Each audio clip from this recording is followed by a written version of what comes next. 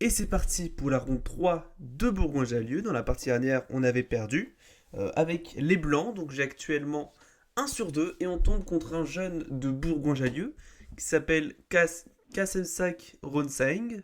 On le surnomme Peg. Et donc, je le connaissais un peu, on s'est parlé un peu durant le tournoi. Et je sais qu'il a battu une personne très très forte de 1900 Elo. Je vais parler un peu de lui avant. Et ici, du coup, il me joue E4. Et ici, je lui balance ma française. Et ici, je le vois, il est déjà énervé, mais vu qu'on s'entend très bien, en fait, on rigole. On a rigolé tout le long de la partie, à chaque fois qu'il y avait un coup un peu mal camouflé de menace. Mais du coup, là, il me regarde et il fait semblant d'être énervé. En mode, mais pourquoi tu joues ça? Et on s'est pété de rire, donc c'était très marrant. Mais du coup, après E6, il me joue des 4, joue des 5, il me joue E5, française d'avance. Pour l'instant, tout va bien, je joue C5. C3, cavalier C6, cavalier F3, dame B6. Donc c'est le setup normal, hein. L'idée c'est de mettre pression sur le pion D4 qui vient supporter un peu toute la pression ici, qui vient supporter la structure de pion des blancs. Et aussi on empêche toute défense avec le fou ou alors le pion B2 tomberait. Donc ici le coup théorique de base c'est de jouer A3 pour préparer la poussée B4 et se débarrasser de cette faiblesse. Mais ici, Peg va me jouer un coup logique. Je m'attendais pas vraiment à ce qu'il me joue ça honnêtement, mais il me joue fou D3. Il s'appelle le Gambit Millar-Barry et c'est un coup très théorique, hein. L'idée, c'est que le fou va venir très activement se développer ici. Et si jamais on s'amuse à tout prendre comme ça dès à présent, en se disant ok, mais je gagne un pion là, parce que la dame ne défend plus ici le pion, hein, bah, le problème c'est que si il le défend indirectement avec le petit coup de fou B5 échec, et il y a toujours ces problèmes de échec avec une découverte sur la dame. Donc ici, l'idée, c'est que je ne veux pas prendre le pion. Mais de toute façon, les blancs auront tendance à sacrifier ce pion tôt ou tard, hein, pour jouer sur le petit roc avec C3. Ils vont vouloir jouer pour l'activité et venir attaquer notre roi. Donc ici, mon fichier CC prend D4. Normal, je viens prendre le pion pour éviter tout malentendu sur du D prend C5. Donc il reprend. Il y a un petit gambit qui est intéressant qui joue avec petit roc et c'est une ligne extrêmement gênante à jouer avec les noirs. Mais du coup, il n'a pas joué ça, il a joué prise. Je joue fou D7, maintenant je menace véritablement, hein. Si vous notez là, si jamais il joue petit roc par exemple, qui est le coup de base. Bah ici je prends, et maintenant quand tu prends et que je reprends, qui est la ligne théorique, bah ici tu ne peux plus jouer sur cette découverte parce que quand tu fais fou B5, maintenant c'est défendu par. Enfin, ce n'est pas échec parce qu'il y a le fou sur le chemin. Donc ce n'est pas un échec et on est bien. Mais du coup, je le vois, je fous des 7 pour du coup empêcher ce fou B5 et menacer réellement le pion ici. Et je le vois, il prend son fou, il joue fou C2. Et là, je me dis, il connaît pas Peg. Peg, il connaît pas la française. Parce qu'en fait, ce coup, il est souvent joué par des amateurs pour se dire, ok, bah, je viens défendre mon pion, et ça va être un peu compliqué pour toi de le prendre. Et c'est vrai, je vais pas pouvoir gagner de pions comme ça. Mais le problème de ce coup, c'est que si les noirs connaissent bien, ils ont minimum l'égalité et ils ont une position complètement supérieure.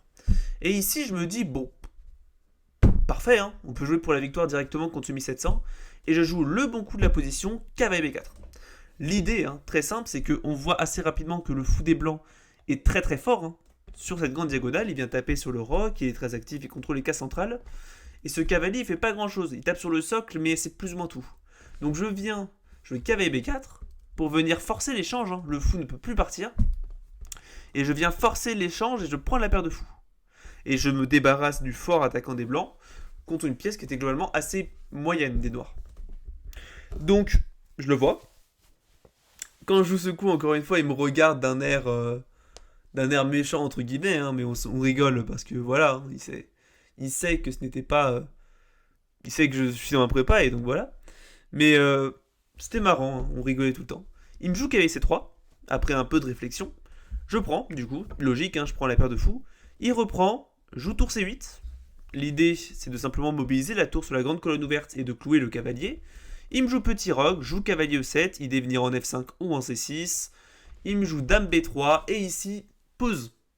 Parce que là, c'est un moment critique. En fait, ici, j'étais plus ou moins dans la préparation, hein, et là, je ne le suis plus. Il me joue dame B3 et je vois ce coup. Je me dis, oh là là là là, c'est bizarre. Et je me suis dit, ça se voit que Peg il veut jouer pour la nulle, dans le sens où on apprend, hein, quand on est contre une personne plus forte, on a tout intérêt à essayer de tout échanger et partir sur une nulle. Mais là, il a confondu échanger les pièces et partir sur la nulle. Parce que cet échange là de dames, il n'est pas bon pour lui. Donc je réfléchis, je me dis, ok, est-ce que c'est mieux que je continue à me développer avec KVC6 ou je continue mon plan et je n'échange pas les dames, donc ça permet de jouer peut-être pour la victoire?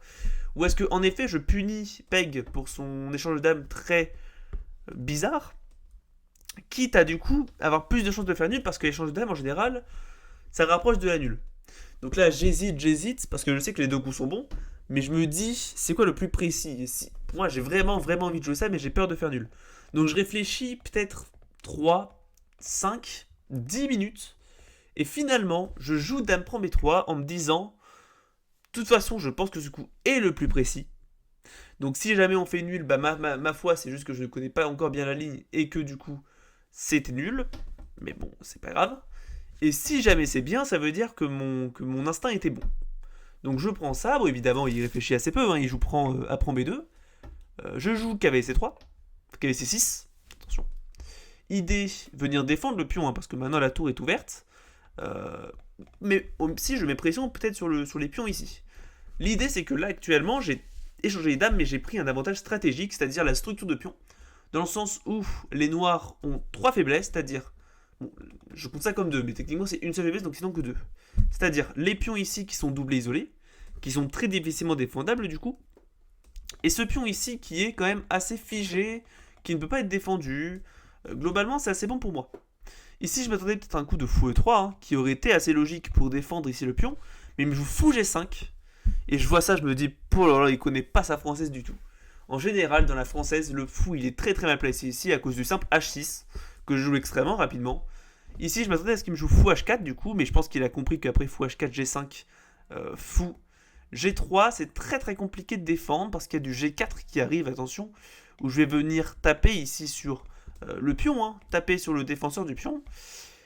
Et c'est très compliqué à jouer. C'est très très compliqué à jouer, et globalement il est déjà complètement perdant. Donc, j'aurais été bien, mais il n'a pas joué ça. Il a joué après H6, fou E3, donc il a compris son erreur. Et du coup, il vient défendre son pion. Son fou est aussi assez actif ici. Globalement, ce coup est logique. Et là, maintenant, je me dis, ok, mon cavalier, il n'est pas si bon ici, parce qu'il tape sur du béton en soi. J'aimerais peut-être le mettre peut-être en B4 pour taper sur du C2 ou du D3. Hein. L'idée, c'était de faire un truc dans le genre.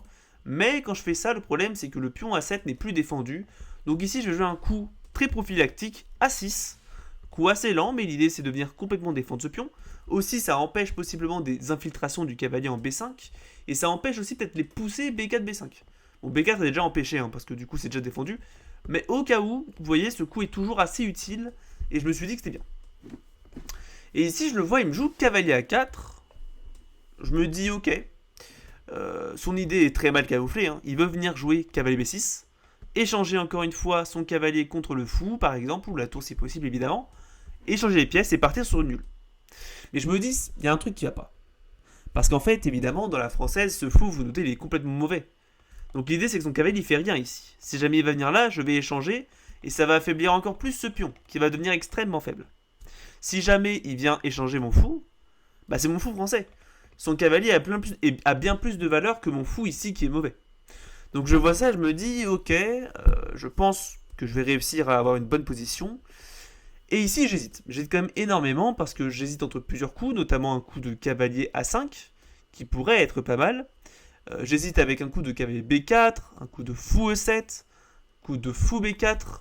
Et j'ai beaucoup hésité, mais je me suis dit, peut-être fou E7, petit roc, et je vais sur F6, E5, jouer sur cette structure de pion qui est mauvaise. Peut-être jouer sur un coup de fou B4, roi E7, puis F6, comme ça quand tu prends, je prends. Mais j'aimais pas le fait que ce pion soit en l'air. Finalement, je me décide. Je joue fou B4. Donc l'idée, hein, je le répète, simplement venir développer mon fou, libérer la case E7 pour mon roi, pour empêcher du coup que le fou soit bloqué. Hein. Et ça aussi, ça peut autoriser le roc au cas où, plein de coups possibles. Le fou est aussi très actif ici. Il n'y a pas de A3 qui peut l'empêcher, hein, donc je fige aussi ses pions doublés. Je me dis que ce coup ne va plus en pas tuer et que je suis très très bien ici. Je m'attendais à ce qu'il prenne la colonne C maintenant, avec du tour FC1 qui selon moi était le meilleur coup. Mais il va me jouer un coup qui me paraît très très bizarre. Tour FD1. il vient solidifier un pion qui était déjà solidifié. Donc moi je vois ça, je me dis parfait, il perd un tempo. Et là je joue cavalier A5 pour venir taper un peu cette structure ici, hein, ce petit pion. Il me joue cavalier B6, donc vient taper sur ma tour et taper sur le fou. Je joue tour C2 vu que je peux, hein. J'infiltre la tour sur la deuxième rangée. Il me joue cavalier prend D7, roi prend D7 et tour A4 ici. Et là, j'hésite quand même beaucoup. Parce que, évidemment, il y a une fourchette. Si jamais je viens là, je perds le fou. Si j'essaie de revenir le fou en arrière, je perds le cavalier. Si j'essaie de mettre le cavalier ici, je perds le fou. C'est critique. Et là, j'hésite entre deux coups. J'hésite entre B5, où j'avais vu qu'une ligne pourrait faire tour prend C6, cavalier C6 qui vient menacer, vous notez la tour, hein, et elle est indéfendable. Et je me suis dit, après peut-être fou prend, j'ai peut-être tour prend pour enlever le défenseur, tour prend, cavalier prend, peut-être tour C8 qui arrive, ah, mais peut-être qu'en fait là-dessus il y a cavalier prend, mais je vois qu'il y a peut-être simplement cavalier prend, et je vais peut-être pouvoir venir là, je vais pouvoir peut-être venir m'infiltrer sur la colonne C, sur la case C2, je me dis que c'est très bien pour moi, mais finalement je me dis ici, est-ce qu'il a peut-être plutôt un coup de cavalier E1 qui viendrait taper, mais finalement je me dis ok ça va, j'ai cavalier prend B4, cavalier prend C2 et cavalier prend C2, et je réussis à sauver. Il y a le fou qui peut être en l'air, il y a A5 qui peut arriver, B4, peut-être un coup de tour C8 qui arrive ensuite. Globalement, j'ai beaucoup réfléchi sur ce coup, et cavalier C6, j'ai assez rapidement abandonné parce que je me suis dit qu'il y avait tour E1, cavalier E1, et qu'après, par exemple, un coup de tour prend B2, il y avait peut-être cavalier D3. Et ici, ça commence à être chaud, hein. Bon, apparemment, ici, ça tient parce qu'il y a tour prend D3. Mais sur le moment, je me suis dit que ça allait pas. Et du coup, je vois ça, je réfléchis, et ici c'est marrant parce que faut se rappeler hein, que la cadence c'est 60 minutes plus 30 secondes, donc c'est une cadence lente courte, et pourtant c'est le deuxième coup de ma vie où j'ai réfléchi le plus longtemps. J'ai dû réfléchir, je crois, 26 minutes, 27 minutes sur ce coup parce que je savais que j'étais mieux, mais je voulais bien trouver le coup le plus précis. Et finalement, je décide de jouer B5. Ici, cavalier C6 c'était un peu plus précis, mais B5 est jouable aussi. Donc B5. Et ici, je le vois, il est choqué. Mais après quelques secondes de réflexion, il me regarde et on pète de rire dans le sens... on est silencieux quand même par respect, mais on sait, hein, la menace très peu camouflée, donc je commence à sentir que le rire arrive et finalement je me lève pour me calmer, parce que voilà, hein, on n'est pas censé rire dans une partie d'échecs. Et finalement, il me joue tour prend B4.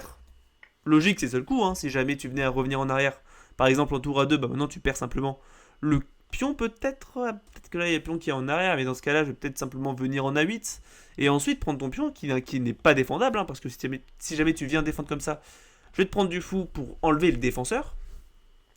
Donc après B5 il me prend le fou, je joue cavalier C6, il me joue fou D2 très rapidement, il n'a pas assez réfléchi, je pense ici le meilleur coup c'était en effet cavalier E1, qui donnait une position pas égale mais quasiment, hein, moins 0,7 c'est pas énorme, mais ici il me joue fou D2, et je me dis... Ouais, il a joué trop rapidement parce que là, j'obtiens une position qui est largement mieux après tour prend D2. Tour prend D2. Cavalier prend B4. Et ici, je le vois arriver. Je me dis, ok, il va faire roi F1, roi E2, roi E3. Il va venir activer son roi et s'il y arrive, c'est nul. C'est parti nul. Mais du coup, là, actuellement, j'ai pas 36 000 coups. Il joue roi F1, je joue tour C8. Il joue roi E2 et là, je me dis, attends. En fait, je me suis aperçu ici. Je me suis dit, attends. Si jamais il joue roi E2, qui est la partie, il a joué très rapidement, donc j'ai même pas eu le temps de réfléchir tant que ça. Je me dis, et j'ai joué extrêmement rapidement, est-ce que je gagne pas un pion en force là? Est-ce que je gagne pas un pion en force? Si vous voulez essayer de mettre pause pour trouver le meilleur coup, allez-y. Mais ici, je joue l'incroyable, et je suis très content d'avoir trouvé ce coup aussi rapidement, le coup cavalier A2. Un coup incroyable, le cavalier n'a rien à faire ici, honnêtement. Mais si on regarde bien, les blancs sont morts. Les blancs sont complètement morts, en fait, ici. Parce que si on regarde bien, ici, je menace de faire cette fourchette pour venir taper ici, gagner le pion. Déjà, si tu viens ici, il doit y avoir simplement tour C1. Et après, je vais venir jouer, par exemple, ma tour en B1. Et je commence à taper fort, et il y a toujours cette fourchette, et ça ne règle aucun problème. En plus, ma tour s'est infiltrée. Si jamais tu viens mettre ta tour ici, bah maintenant j'ai cavalier C1 quand même. Et ici, c'est défendu par la tour. et je vais gagner ce pion. Donc ça ne défend rien. Si jamais maintenant tu essaies de t'empêcher de t'enlever de ce clouage, par exemple avec roi E3, bah je viens quand même jouer KV-C1. Et là maintenant, bah ton seul moyen de défendre le pion, hein, c'est de venir ici. Sauf que là tu perdrais la tour. Donc ça ne marche pas. Maintenant, si jamais tu viens essayer par exemple de venir ici pour défendre, maintenant c'est carrément cavalier C1 le problème. Avec une fourchette. Donc je joue très rapidement cavalier E2, cavalier A2 je veux dire, qui gagne un pion en force, hein, parce que cette fourchette n'est pas défendable. Et je vois, il n'est pas content. Il n'est pas content du tout. Il comprend son erreur. Et il joue finalement, après un peu de réflexion, cavalier E1. Je pense qu'il voulait essayer de venir en D3 pour défendre cette case, mais sauf que moi je suis plus rapide, je joue cavalier C1 d'abord. Roi E3, cavalier prend B3. Et ici il m'a dit en fait, après tour D3, il n'avait pas vu cavalier A5. Bon, l'idée c'est qu'en fait il pensait qu'après tour E3, tour A3, il y avait un truc, mais j'avais calculé, il y avait cavalier prend C4, donc cavalier C4 simplement, avec encore une fois une fourchette hein, qui gagne la tour. Donc c'est pas pratique, hein, c'est pas bon. Du coup après cavalier A5, il joue B3, empêche l'infiltration du cavalier en C4, mais là je reviens simplement en C6, idée venir en B4, ou alors revenir peut-être à l'aile roi au cas où, mais j'ai un pion de plus, donc je suis gagnant. Il joue tour C3, prend la colonne ouverte, cavalier B4, tour prend C8, roi prend C8, il joue roi D2 pour essayer de venir en C3, roi C7, roi C3, je défends avec A5, il joue G3, j'ai pas compris ce coup à première vue, mais quand on regarde après roi B6, il a joué cavalier G2, donc je comprends un peu, mais je vois pas pourquoi mettre le cavalier ici, honnêtement. Peut-être qu'il voulait faire un délire comme ça, mais dans ce cas-là, je sais pas pourquoi il a pas fait ça directement, mais après, pour vous dire, la finale de pion est perdante. Le cavalier ne fait pas grand-chose ici, en vrai, hein. Je pense qu'il voulait peut-être venir le mettre là, ou peut-être faire un délire comme ça, pour venir taper mes pions. Mais ça ne marche pas. Ici, finalement, je joue cavalier C6. Idée, en fait, je veux pousser à 4, mais si je la mets, je le fais directement, le pion ne défend plus le cavalier, donc je le perds. Donc je joue cavalier C6 pour préparer à 4. Il joue cavalier F4. Idée venir probablement ici ou là. Hein. Je joue à 4. Si jamais il ne fait rien, je vais pousser. Et j'aurai un pion qui sera extrêmement dangereux sur cette grosse colonne ici, à 2 cases de la promotion. Il me joue cavalier E2. Je joue B4. Il joue roi B2. Je joue à prend B3, roi prend B3 et roi B5. Et ici, je le sens, il est vraiment pas content. Il se rend compte qu'en fait, même si jamais je n'ai qu'un pion de plus dans cette filade de cavalier, il est complètement perdant. Parce qu'en fait, ici, mon pion, il est complètement passé. Je vais jouer cavalier A5 pour te détourner, ici, vous notez cette grande colonne.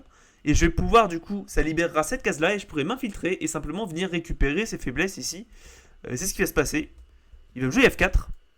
Je joue cavalier A5, il me joue roi B2, je joue roi C4. Donc je menace ici peut-être de prendre le pion. C'est défendu, mais je vais venir jouer roi D3 pour venir menacer le cavalier. Et ainsi, peut-être menacer le pion. Si jamais il essaie de revenir en défense, ici il y a simplement B3 échec, qui viendrait être problématique. Il est obligé de revenir en B2, sinon je viens pousser, hein, tout simplement. Mais là maintenant, il y a toujours ce même petit coup de roi D3 ici, qui va être problématique. Et ici, je suis complètement gagnant. Donc, je le vois, il n'est pas content évidemment. Et finalement, je vois qu'il grimace, mais il me joue G4. Un peu en dernier recours. Son idée est très simple, si je fais n'importe quoi, admettons cavalier B7. Ici, il a peut-être un coup de F5. Et peut-être qu'un jour, il va réussir à pousser H4, G5, et se créer peut-être un pion passé dans 5 ou 10 coups. Donc c'est mieux que rien. Mais ici, je coupe tout espoir qu'il avait de jouer F5 avec G6. Et ici, Peg abandonne, parce qu'il est complètement perdant. Ici, pour vous dire, j'ai un peu analysé moi à la maison, hein, ce qu'il en était. H4 était le coup qui me semblait être le mieux pour surtout préparer de jouer par exemple après B3 un petit coup de H5 qui m'avait l'air très gênant parce que si je pousse, il prend. Mais ici, en fait, ce qui se passait, donc ici, évidemment, j'avais calculé au roi D3, ce qui était le coup que j'avais prévu, donc attaquer le cavalier et le pion. Et ici, après H5, donc vient menacer ici le pion et préparer la poussée F5. Je me suis dit, ok, mais je vais simplement me prendre. Et là, ici, il me joue F5 et je sais pas trop quoi faire finalement. Parce que si jamais il prend, bon, je peux prendre, mais si jamais il pousse comme ça peut créer un pion passé. Mais ici, je me suis simplement dit, ah, je prends G4. Et je l'ai vu que c'était complètement gagnant. Et les blancs ne peuvent rien faire, le cavalier est encore en l'air. Si jamais il joue ça, ça bloque complètement la structure de pion. S'il prend, je prends. Et ça bloque encore la structure de pion. Il n'a pas de pion passé. Donc ici, de toute façon, il aurait perdu soit du coup le pion ici, mais s'il perd ce pion, il perd la structure. Et j'aurais eu, genre, là aussi, vous notez que j'ai déjà 3 pions de plus, donc c'était complètement perdant. Mais du coup, je trouve que c'est une très jolie victoire. Hein, jolie victoire sur une ligne qui était assez typique, hein, de la française, qui est une ligne populaire chez les amateurs. Et je pense que j'espère que vous avez appris, hein, joueur de française, comment jouer contre cette variante, qui est quand même assez médiocre, hein, parce qu'on donne directement la paire de fous au noir. Mais du coup, je suis très content de cette ronde. Hein. Du coup, je suis à 2 sur 3. On en a parlé après un peu à la fin de la partie, de cette partie. Et Peg m'avait en gros dit qu'il était dégoûté que je joue la française, parce qu'il ne connaît absolument pas la française. Donc je lui ai appris un peu la française d'avance, normale avec A3, après la partie. Mais du coup, pour revenir sur la partie, je suis très content de cette partie. Je trouve qu'elle était très précise. Euh, je suis très content d'avoir joué bien cette partie du coup, parce que je trouve qu'elle était très précise. Je ne pense pas avoir fait d'erreur. Apparemment, la seule vraie imprécision que j'ai faite, du coup, c'était ce fameux coup après tour A4 de B5, où j'aurais probablement dû simplement jouer cavalier C6. Mais j'avais pas le fait que quand je pousse B5, le pion derrière était en l'air. Mais à part ça, c'était très très précis. Donc je suis assez content de cette partie. Donc 2 sur 3. Petite victoire contre ce 1700 quasiment, hein, donc ça fait plaisir. Et du coup, je vous dis à bientôt pour la ronde 4 de Bourgoin-Jallieu. C'était Dragonnier Alpin. Tchuss.